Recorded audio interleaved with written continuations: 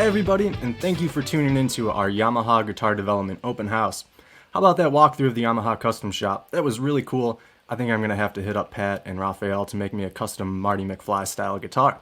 So, my name is Doc Brown. I'm a product specialist with Line 6, and for the next 45 minutes, I'm going to be taking you through the newest part of our Tone Made Easy series of presentations. This one we're calling Tone on the Go. So if you've ever checked out one of these events, whether it be in store or maybe you've caught one of our live streams on our Facebook page, our Line 6 live lessons, you know that we're going to be breaking down the elements of guitar tone. We're going to be talking about the different components that make up tone. We're going to be looking at artist rig diagrams, talking about the gear they use to make these iconic sounds, and how you can use a Line 6 piece of gear to do it on your own. So there's plenty to talk about today. Without further ado, let's go ahead and dive right in. One second here, I'm obviously on the wrong part of my PowerPoint, excuse me.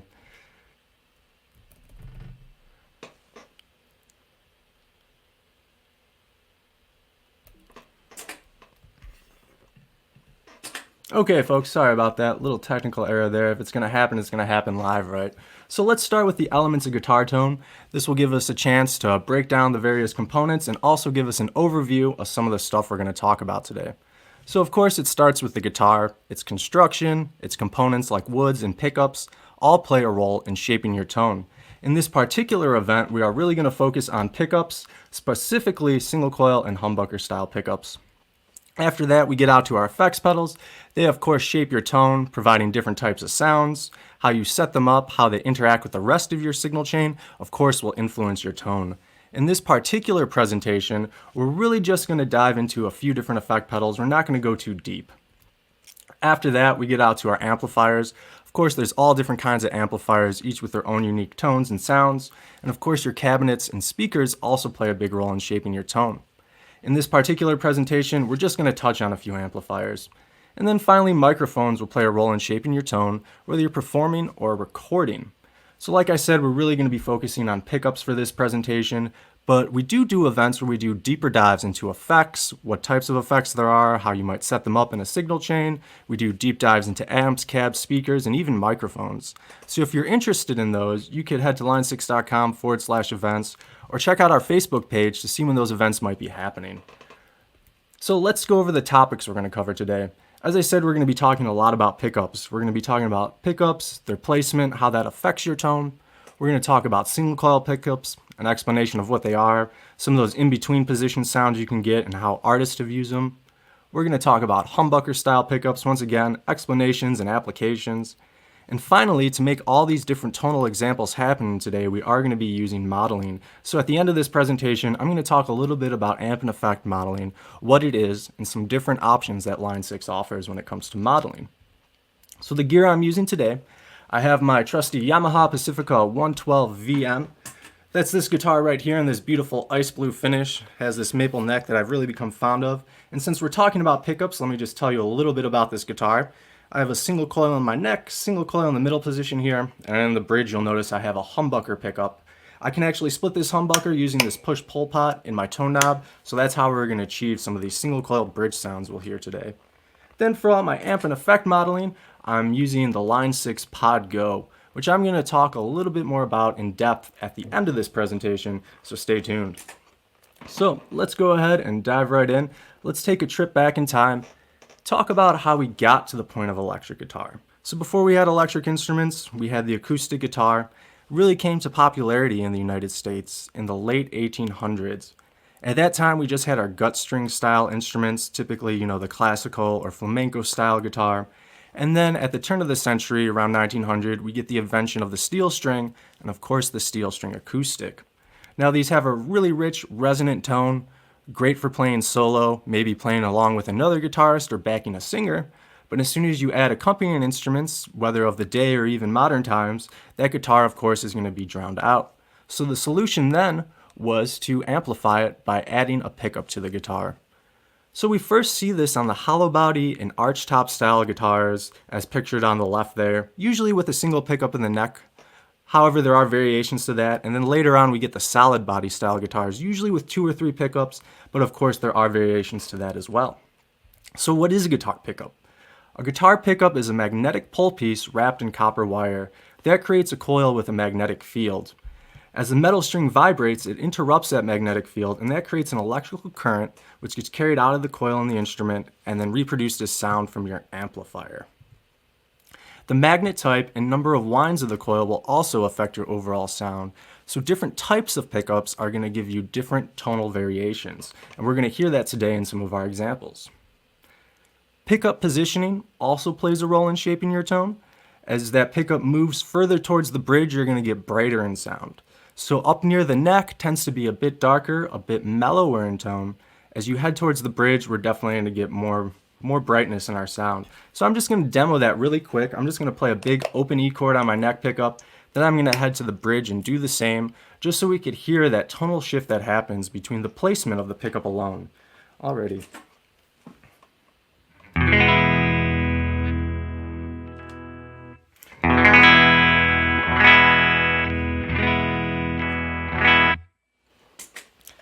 Pretty standard stuff there. Hopefully you can hear that obvious shift as we move towards that bridge pickup. We're getting brighter in tone. We're going to hear how different players now use these sounds throughout the years. And we're going to start by talking about our single coil pickup designs. These pickups first came into popularity on the solid body guitars, first found on Fender instruments in the 1950s. So these guitars and their pickups, they helped define some of the musical styles of the day, including the Bakersfield sound in country music and of course surf rock music. So these pickups have a really bright tone to them. They do have some inherent hum though to them, and they can get a bit noisy when used with higher gain tones, or perhaps have fluorescent lighting or maybe some faulty wiring nearby. They can possibly pick that up. But really great sound. Let's check out now how some artists have used these over the years. As I said, these guitars and their pickups, super iconic to surf rock. So who better to start with than the king of surf rock, Mr. Dick Dale. And we're going to take a look at the guitar tone he got on the song Miserlou. So he's using a Fender Strat in the bridge position, and he's plugging in to an early 1960s Fender Dual Showman amp. This is a clean style Fender amp, but it has two 15-inch speakers in it, so those bigger speakers and bigger cab are going to mean an added bass response. Now in the early days of electric guitar, it wasn't common to have reverb built into the amplifier like we will often find today. However, Fender did make a standalone reverb unit during this time. This Fender box of springs here, basically you plug your guitar into that, plug that into the front of the amp, and suddenly it surfs up. This spring reverb is also a huge part of the surf rock sound. So in true Demoman fashion, just to demonstrate how much this spring reverb really changes your tone and makes it just surfs up, I'm just going to start with a dry signal, just play the guitar and the amp, and then I'll add the reverb so we could hear how this sounds.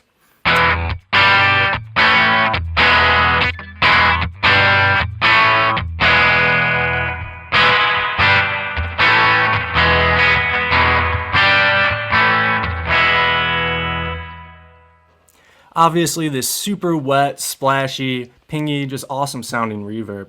So the combination of this Fender Strat in the bridge position, plus this Fender amp and reverb, this is how Dick Dale got his tone on the song Miserlou.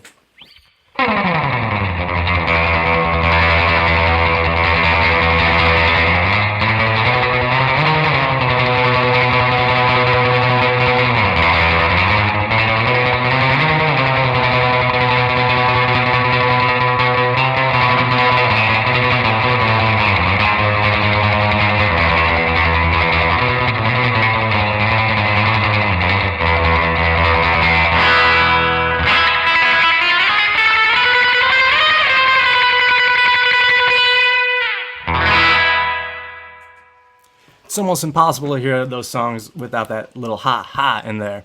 So this tone is super iconic. We still hear it today. You know, Quentin Tarantino films often make great use of this style of music, or maybe you're familiar with a certain TV show whose theme song goes,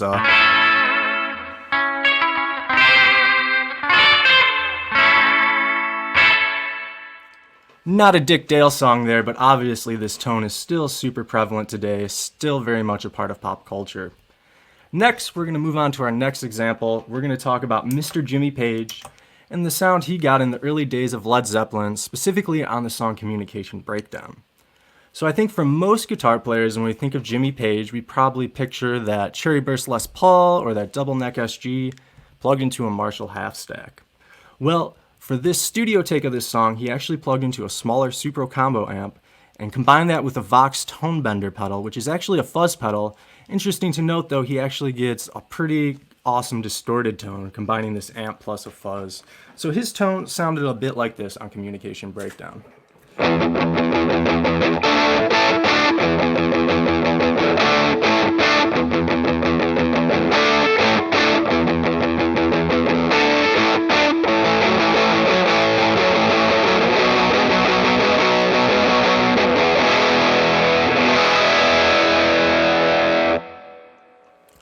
Really awesome classic rock tone. If we take a look at this rig diagram here, you'll also notice that Vox wah up front. He's actually using this during the solo of this song, and he's not using it in the traditional sweeping wah-wah sort of fashion. He's actually using it to shape his tone and just help him cut through the mix. So he's using it in what's called a cocked or fixed wah position.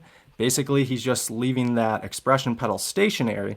And if you actually check out live versions of this song, right before that solo, you'll hear him click on the wah, sweep to find that sweep point, and then, it helps his guitar sing and just cut through the mix. So what I'm going to do is I'm just going to start with a little Jimmy Page style noodle, just the guitar and the amp tone. Then I'm going to add in that wah so you can hear how that's going to shape your sound and help you cut through a full band mix when it's time to solo. So here it is without the wah.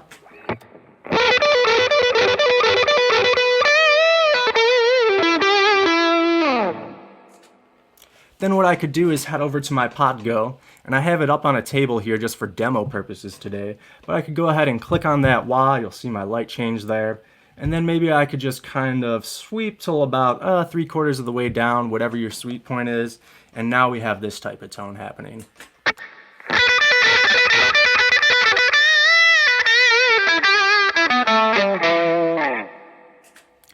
Really cool way to use a wah pedal besides that traditional sort of sweeping sound, and that's how Jimmy Page managed to get that tone for his solo on Communication Breakdown. So next we're going to talk about Mr. Ed King of Lynyrd Skynyrd and the sound he got on the song Sweet Home Alabama. So as the legend goes, Ed went down to the Muscle Shoals studio that day, he brought along his Fender Strat, and he was planning to use the Fender Twin Reverb that was in-house at the studio there. However, unbeknownst to him, the tubes in this particular amp were dying out, they were on their last leg. So if you're not familiar with the Fender Twin, it's a very clean style amp, it has tons of headroom, you really have to crank it up until your windows are rattling before you get any sort of breakup from these types of amps.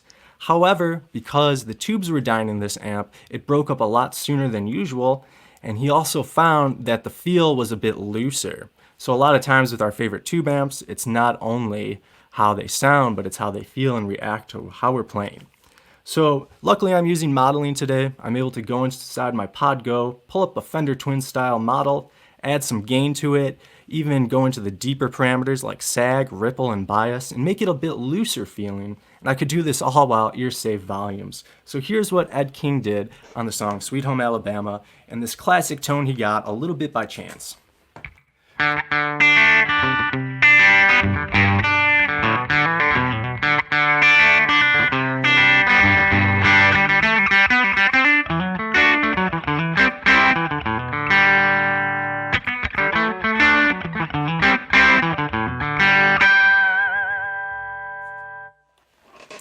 Really awesome, just kind of broken up tone there, and once again, just one of those things that's a little bit pure luck. Went down to the studio that day and the amp was acting a little funny, but the results are pretty awesome. Next, we're going to dive into our in-between positions. So, on a traditional S-style guitar, you're going to have often 3 single coil pickups and a 5-way selector switch. That means in positions 1, 3, and 5, we can access our straight up bridge, middle, and neck pickup, and 2 and 4 will actually give us combinations of the bridge and middle or middle and neck. And these give us some different sounds. They do reduce the noise and hum that you get with single coil pickups, but you do lose some brightness. Now that's not necessarily a con, that's just really just some more options for tonal variation. So in these kind of in-between positions, it's certainly not as bright. It's definitely a darker sound, can almost be described as more hollow when compared to the straight up single coil sound. So let's go ahead, forge on, and check out some artists and how they use these tones. We're going to start with Mr. Mark Knopfler of Dire Straits and check out the tone he got on the song Sultans of Swing. So he's using his 1961 Fender Strat in the second position, and in the studio take he plugs into a Fender Vibrolux, very clean style amp. Also worth noting that Mark is a player who plays almost exclusively with his fingers, so his attack and his tone is a little bit different than playing with a pick. But it sounds a bit like this.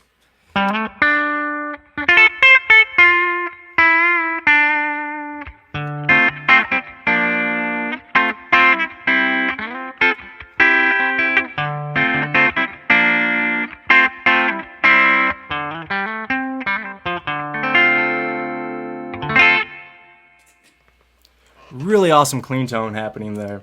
If you're taking a look at this tone template, you're also noticing that I have that double take on there. That's because if you listen to the studio take of this song, Mark actually plays some of his guitar parts over each other, meaning he's doubling it. This is just a nice studio type of effect to thicken it, add a stereo sort of sound to the mix.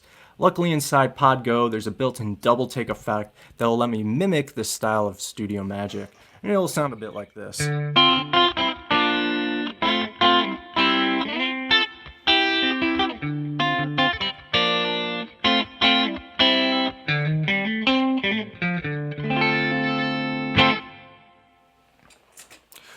Really cool sound happening there.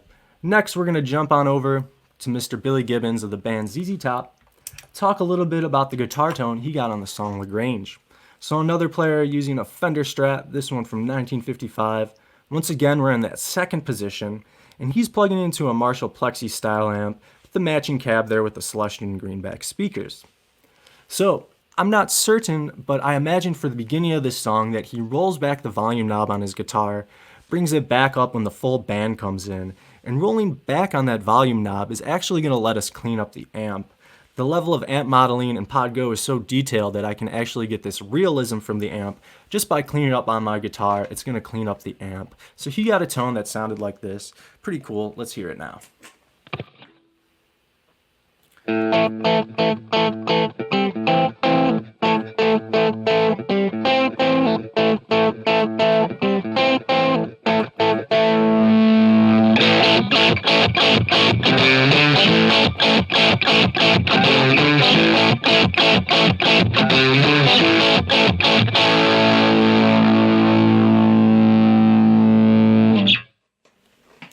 Really awesome tone. That combination of that darker second position plus this Marshall amp gives you this really gristly, nasty, in-your-face blues rock tone, which who can't appreciate that? Next, we're going to talk about an artist who actually Billy Gibbons makes a little cameo in one of his videos. We're talking about a modern guitar hero here, Mr. Corey Wong, of course of the Van Wolfpack, and also his own projects. So, Corey will use some different effects and different pedals now and then to shape his tone, maybe for a solo, but the core of his tone is almost always that Fender Strat in a fourth position there into a Fender Deluxe or maybe some sort of clean amp or clean plugin. So, Corey is really well known for his just sort of hyper-funk, R&B, chopsy rhythm playing. He's an absolutely exceptional rhythm player and just guitarist overall. So check him out if you haven't heard him. But once again, the combination of this fourth position plus a clean amp, super popular combination for your funk, R&B, sort of pop rhythm guitar tones. It's interesting to note Corey actually uses the HX Stomp on his pedal board a lot of the times. He's one of those guys who's always changing things in and out, experimenting, but he will use the HX Stomp for some of his more esoteric sounds, maybe filters or delays and stuff. Luckily for us, just about every single effect in HX Stomp is in Pod Go, so we can easily cover much of Corey's tone and anything he's going to go for. So I'm going to head up now to my fourth position pickup, and it's going to sound a bit like this.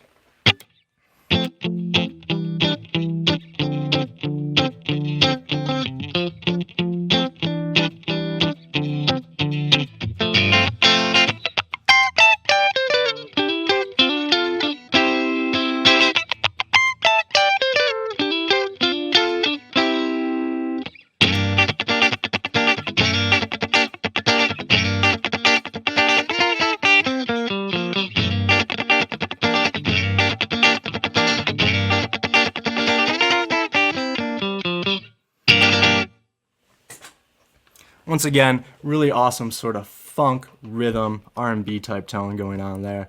One of my favorites. Super cool clean tone. Let's keep pressing on with some more examples now. We're going to finally jump up to our single coil neck position for these next few. And we're going to start by talking about Mr. John Frusciante of the Red Hot Chili Peppers. We're specifically looking at his Californication tour rig and the song Scar Tissue. So he's playing a pre-CBS Fender Strat here. Once again, we're on the neck position single coil there. And he's going into a Marshall Plexi style amp there with the matching cab. So I'm really not going to focus on his effects, really going to dial into the core of his guitar tone. This is absolutely one of my favorite tones from this presentation, and I'm going to tell you why. Just this tone is super touch sensitive. It kind of sits right on the edge of breakup. If you play really lightly, you're going to get a really sweet, singing, pleasing to the ear clean tone. And as you really start to dig in, you're going to just get this awesome sort of breakup that has just really beautiful harmonic content to it. What can I say? It's just a really great tone, one of my favorites. So let's go ahead and hear this really quickly. This is the song Scar Tissue.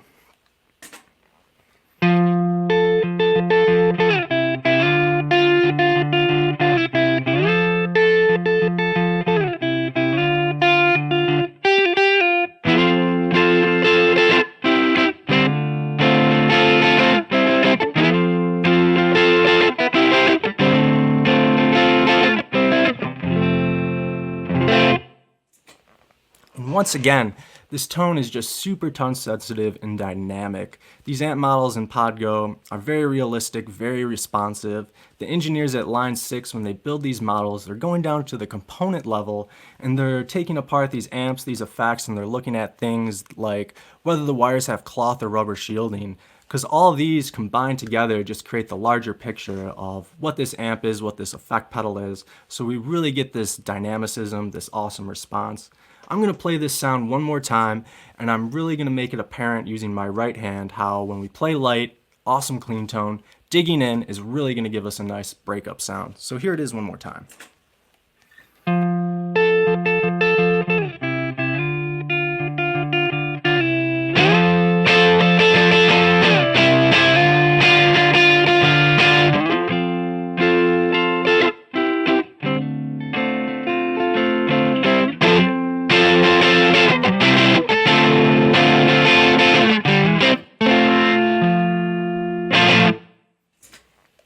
Really cool guitar tone there. I just love how that feels to play and the touch sensitivity of it. Let's keep forging on and talk about Mr. Nile Rodgers and his Fender Strat, aptly named the Hitmaker. So Nile Rodgers has played this guitar on countless chart toppers. We're talking pop, funk, R&B, and rock tunes all throughout the years. And like I mentioned with Corey Wong, who's kind of a player who lives on that fourth position for his rhythm tone, now goes one up and he kind of lives on that neck position there. So he gets a bit of a darker, kind of thicker, chunkier rhythm sound. So it's a really cool tone. Obviously, he's been featured, countless records, as I've said.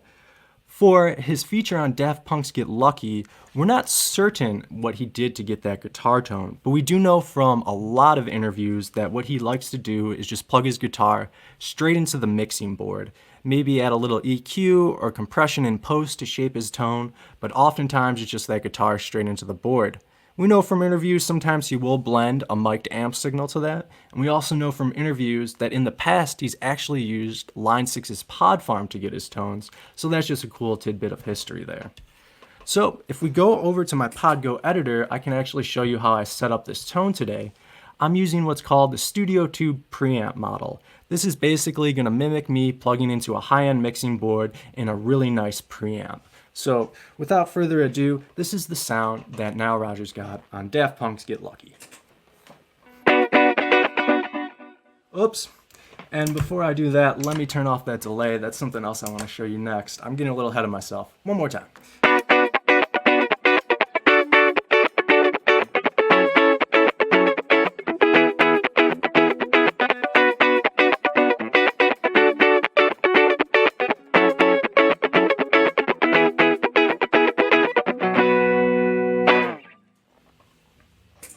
Really cool rhythm tone happening there. Awesome, super clean style sound. So I accidentally clicked on that delay there before we started. There's one more sound I want to show you in here, and just a cool effect in Podgo I also want to highlight. This is going to be the dual delay model. What's cool about this, it actually gives you two different delay times in one single effect block. This is really great if you're just building maybe a more complex rig, need to get two delay times down, and you could do it in one sort of effect. So let's go ahead and hear the type of sound Nile Rodgers got on David Bowie's Let's Dance.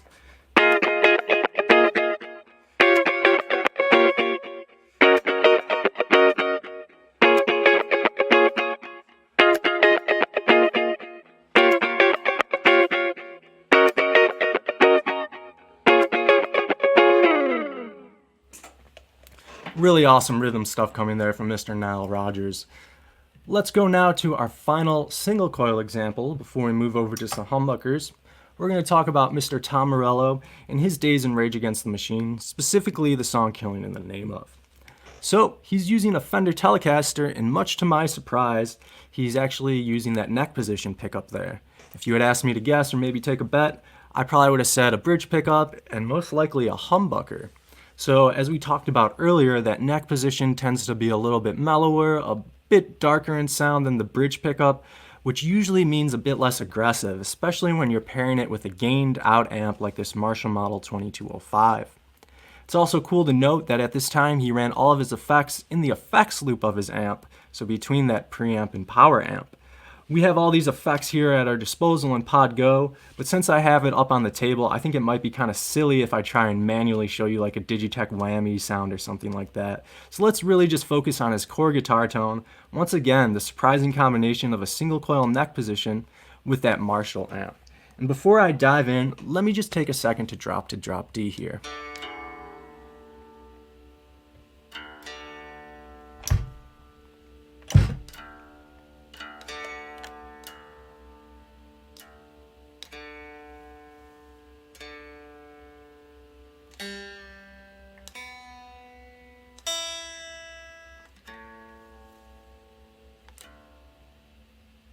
Thanks for your patience, folks. That made me also realize it's a good time to tune up my whole guitar there. Things are a little humid out here in Illinois today. All right, without further ado, this is the guitar tone Tom Morello got on Killing in the Name Of, the combination of that single coil neck pickup plus that Marshall amp. And it's going to sound a bit like this.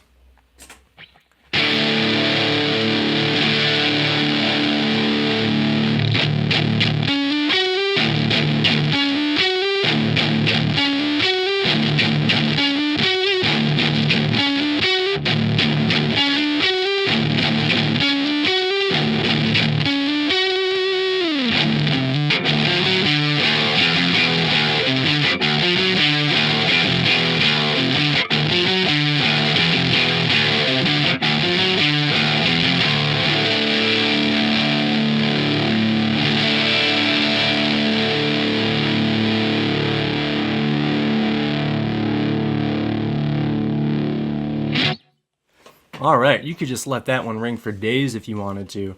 Really awesome aggressive guitar tone. Once again, kind of a surprising combination there of that neck position plus that Marshall amp. So let's move right along. Let's dive now into our humbucking examples. So what is a humbucker? Well, it's a pickup that features this dual coil design. So you have two coils wound opposite of each other. That means you're going to get a louder and darker sound than a single coil pickup. So pros of this design, it cancels some of that hum that's inherent to single coil pickup. It cancels it out, hence the name humbucker.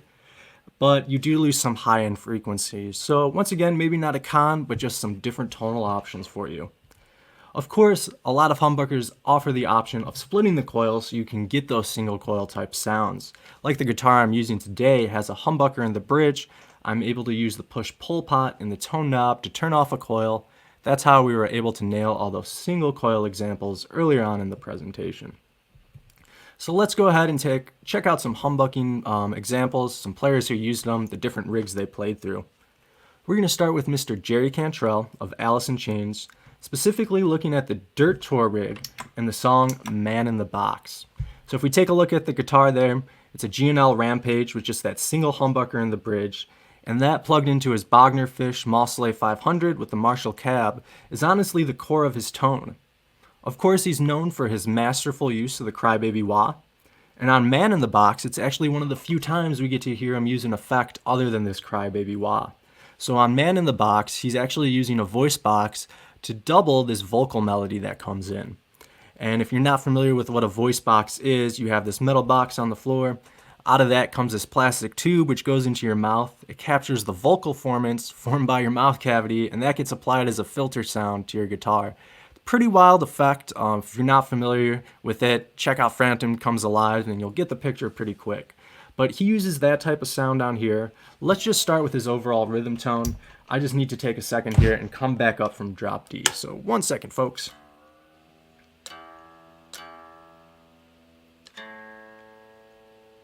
And it looks like maybe one or two more strings slipped, so I'm just going to grab those real quickly because nobody wants to hear an out-of-tune guitar today.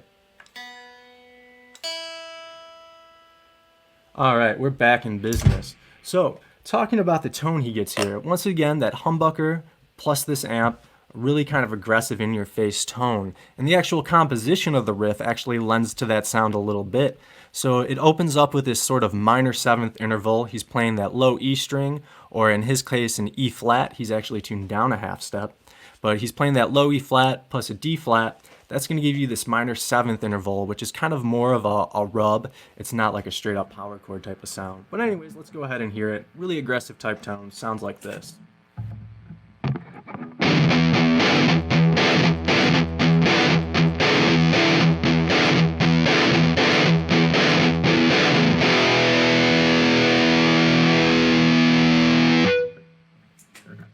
As I mentioned, on this particular song, it's one of the few times we get to hear him use an effect outside that crybaby wah. So he's actually using the voice box on this. I could head over to my Podgo, and we have a built-in voice box style effect where I can actually dial in the vocal formant, the vowel sound, do some rates and some different things. It's not going to be a perfect emulation, but it's really going to get me in the ballpark. So this is how that voice box might sound, covering that part.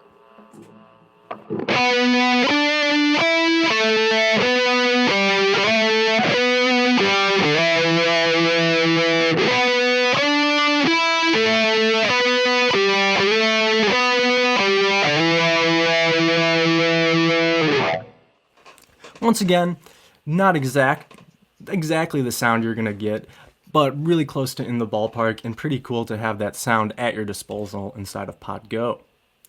Next, we're going to take a look at Adrian Smith from Iron Maiden, talk about the sound he got on his Peace of Mind tour, specifically the song The Trooper.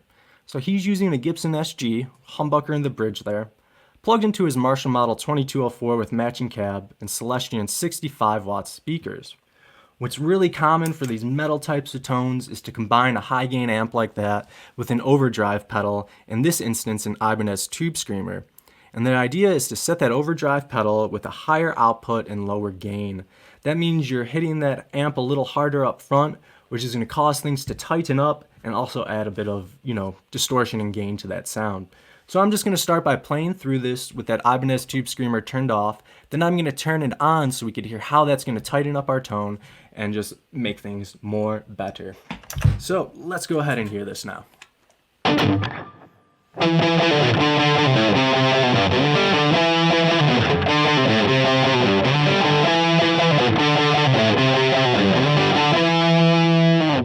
Now if I go ahead and hit on that Tube Screamer to tighten things up a bit.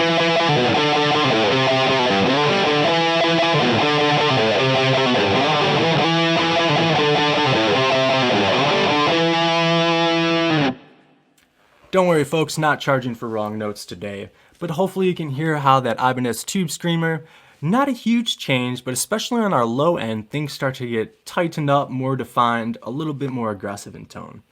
If you're remembering this song correctly though, you know there's a second guitar player in here. What I can actually do is head into my Podgo and turn on this twin harmony effect, which is really cool. I can set my key, I can set my scale, I can set my interval, and even the mix, and all of a sudden it's like there's two guitar players. Maybe you can fool your band later into paying you double. Good luck with that one, but it's going to sound a little bit like this. This is really fun.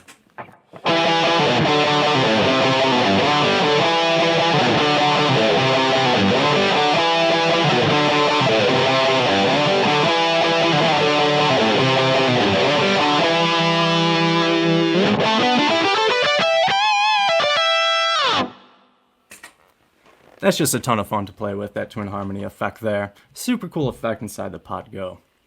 Alright, this is going to be our last tonal example. We're going to talk about Jade Puget of AFI, specifically the Sing the Sorrow tour rig and the tone he got on the song Miss Murder. So at the time, Jade is playing a Gibson Les Paul with a humbucker in the bridge there. Nowadays, Jade plays some custom Yamaha Rev Stars, often with just that single humbucker in the bridge. At the time, using a Mesa Dual rectifier into a Marshall 4x12, and interesting to note, using a Line 6 Pod XT at this time for all the clean and affected tones. So obviously, Pod has come a long way with the Podgo we're using today, and just up next I'm going to talk to you a little bit more just about the Pod Go. But let's hear this tone really quick, a bit more of a modern metal or hard rock style sound.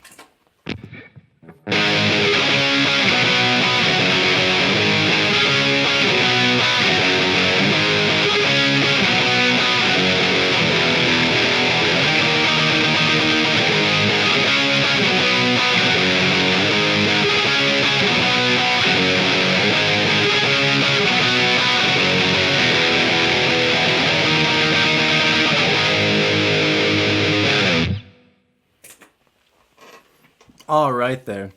That's a pretty cool tone in and of itself. And man, this humidity today, I'm sorry, I could tell my guitar's starting to slip just a little bit out of tune again. Sorry about that, folks. Let's keep diving on now. I want to talk to you a little bit about Pod Go. So we've covered quite a bit of guitar tone today, from surf rock to metal, and we talked a bit about pickups to do that. But we also covered quite a range of gear while we did this too. Effect pedals, amps, cabs, speakers, and even some microphone elements were technically at play. So how were we able to do that? Well, we used something called modeling. So modeling is a software recreation of an effect, amp, cab, or microphone. This allows for greater flexibility in performance, recording, or home use. Maybe you're performing in a cover band and you want to give that audience kind of that true to the record, authentic experience when they hear you play. Or maybe you're in your own band and you want to create tailor-made sounds for each song, or just your own signature sound. So when people hear you, they say, hey, that's so-and-so. That's pretty cool. Obviously for recording, the same goes. Having access to a library of boutique, vintage, and highly sought-after effects, amps, cabs, and microphones is super powerful in a studio setting, especially when you can get those tones up and running fast. And the same thing goes for home use. It's just a ton of fun to have access to these sounds, whether you want to try and mimic your favorite players and jam along with the records, or maybe you're just into building tones, There's a ton of stuff you can do with modeling. So Line 6 offers some different modeling options. Today I was using the Pod Go, which is a complete tone solution for standalone use. It has an onboard expression pedal, semi-fixed DSP path, which I'll explain a little bit as we go, and that's in a serial path there, meaning all your effects and amps are in just one chain, nothing breaking off. You have the option of running just a single amp, cab, or IR, and then it has assignable foot switches, so you can really show up to a gig with your guitar and a Pod Go, plug into the house PA, and that's all you would need. It's pretty awesome. As I said, complete tone solution for standalone use. Then we get to our HX Stomp, which is a compact size designed to fit right on your pedal board. It doesn't have any built-in expression pedals, but you can add up to 2 external ones. It has what we call dynamic DSPs, so you're free to put whatever you want in that signal chain, whether you want to run 6 effects, or maybe 2 amps plus some effects, or 2 amps and 2 cabs. The choices are yours. You also have the option of parallel paths, so its routing can get a little bit more complex, a little bit more studio-esque than, let's say, Pod Go. You have the option, like I mentioned, multiple amps, cabs, and IRs, and these cool things called touch capacitive foot switches. You can touch those to assign effects and get into deeper menus. Finally, we have the big Granddaddy Helix, 5 years old now, still adding new updates and awesome new features to this all the time. It's a complete tone solution for standalone use, has the onboard expression pedal, dynamic DSP with 4 signal paths, so you can easily run multiple amps, cabs, effects, crazy long signal chains with parallel routings, and all sorts of fun stuff. Also has those touch capacitive foot switches I mentioned with the customizable scribble strips, those individual screens over each foot switch, really awesome on stage. And then finally it has extensive I/O and control capability, 2 1/4 inches, an XLR, a whole host of digital I/O, and 4 sends and returns, meaning that Helix plays extremely well with any of your analog gear. So if you still want to keep around your tube amps or your favorite pedals or what have you, Helix pairs up with those excellently. So as I mentioned, in Pod Go, we have that semi-fixed DSP chain. Well, what does that mean? That means a few items are always present in your signal chain. That means you're always going to have a wah pedal, a volume pedal, EQ. You'll have a single amp, a single cab or impulse, and finally an effects loop if you want to bring in any external gear. You can of course choose which amp and cab you want, choose your wah pedal and things like that.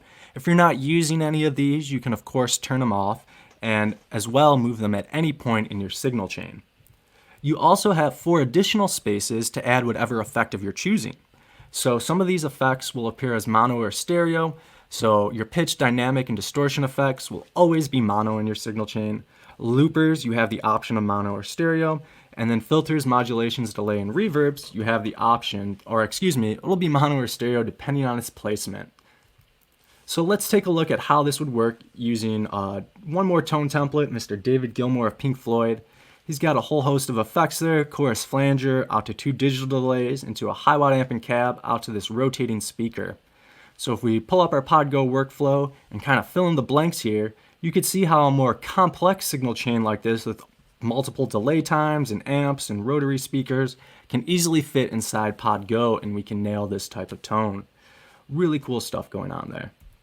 So how do we come up with these tones? Well, product specialists like myself have poured hours over articles, videos, magazines, getting these right. You could always head to line6.com/tone-templates, check out any of these rig diagrams for yourself, and get building.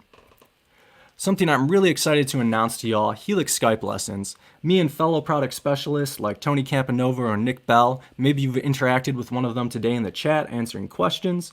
We're all offering free half-hour Helix Skype lessons. Head to that link right there. We'll hang out with you for a half hour, answer your questions on Helix, PodGo, PowerCab, or any of our HX products. We've had a ton of fun doing them. I want to say we've done about 60 or 70 of these so far, and they've been super fun for me and the customers.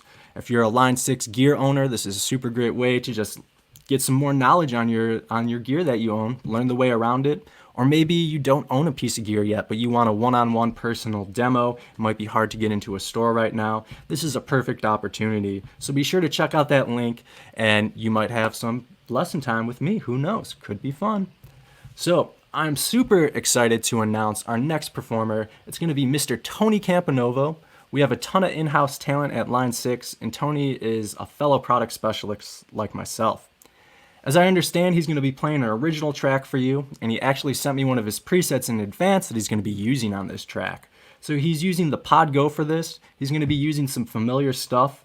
Obviously that Red Scree compressor, the Tima overdrive. Using a Line 6 original amp here, which kind of emulates that sort of sought-after Dumble style sound.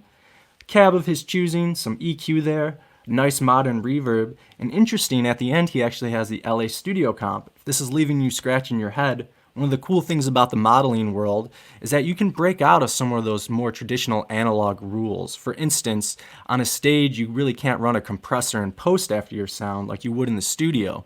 However, with modeling, you're able to do stuff like that, so Tony's using this to kind of gel together his preset and just give it a really nice glued together tone. So really excited. Be sure to put your hands together so Tony can hear you out there in Nashville, Tennessee. He's coming up next with an awesome PodGo performance. So for future events, you could always check out line6.com/events. For social media, that's where you find us. I want to thank you all for attending. Stick around because we have some really awesome stuff coming up next. One of my favorite guitarists of all time, Mike Stern, is going to be on playing, talking, as well as John Patitucci, some great bass players like Daryl Jones, Ava Gardner, John Button of The Who. I can't wait. I'm going to be sticking around to check out it all. So once again, this has been Tone on the Go. Thank you guys for tuning in to the Yamaha Guitar Development Open House, and have a great day.